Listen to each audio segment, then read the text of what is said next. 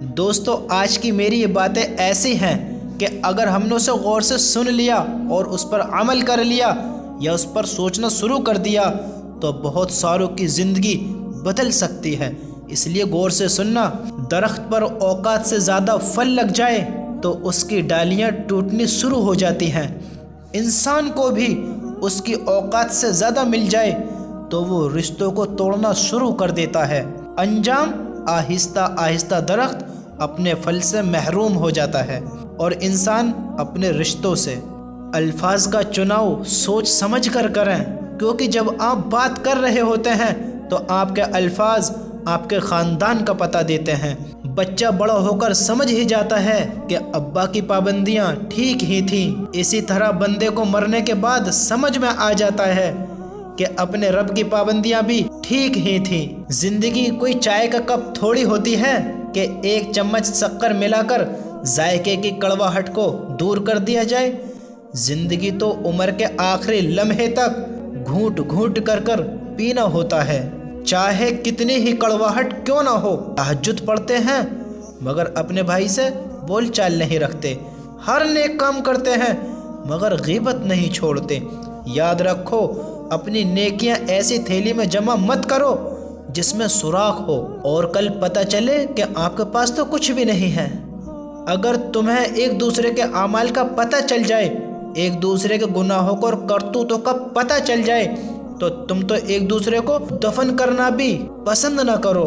اللہ کا شکر ہے وہ تو اللہ تعالیٰ نے ہم سب کے عیب ایک دوسرے سے چھپا رکھے ہیں، ایک دوسرے کی برائیاں، ایک دوسرے کی کمیاں چھپا رکھی ہیں۔ اس پر شکر ادا کرو اور تم بھی ایک دوسرے کے عیب چھپانے کی عادت ڈالو، کیونکہ برائیاں آپ میں بھی ہیں اور زبانیں دوسروں کے پاس بھی۔ کچھ لوگ اپنے لیے ساری رات جنت کی دعائیں مانگتے ہیں، لیکن دوسری طرف انہی لوگوں نے دوسروں کی زندگی جہنم بنائی ہوئی ہوتی ہے۔ ہم کسی کے دل میں جھانک نہیں سکتے، یہ جان نہیں سکتے کہ کون ہمارے ساتھ کتنا مخلص ہے، لیکن وقت اور رویے بہت جلد ہی یہ احساس دلا دیتے ہیں۔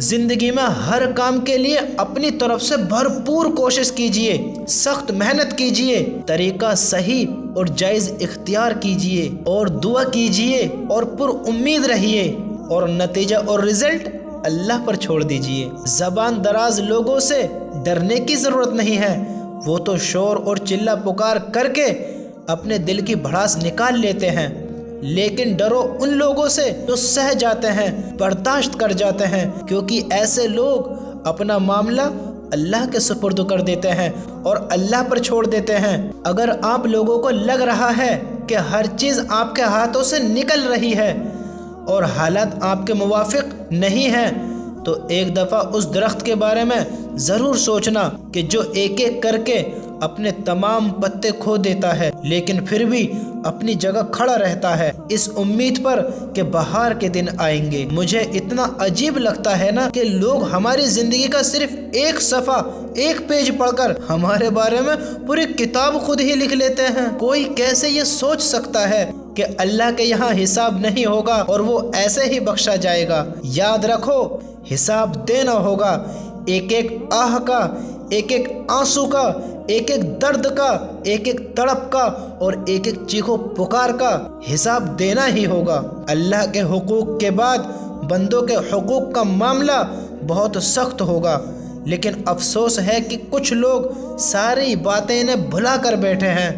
اللہ ہم سب کو معاف فرمائے۔ مجھے امید ہے کہ میری آج کی باتوں سے ہم کو بہت ساری چیزیں سیکھنے کو ملی ہوں گی۔ اللہ ہم سب کو اس پر عمل کرنے کی توفیق نصیب فرمائے۔ آپ میرے لیے، پوری امت کے لیے، پوری انسانیت اور پوری مانوتا کے لیے اور ہمارے پیارے ملک بھارت کے لیے اور یہاں کے امن و امان کے لیے خوب دعائیں کرتے رہیں۔ السلام علیکم ورحمۃ اللہ وبرکاتہ۔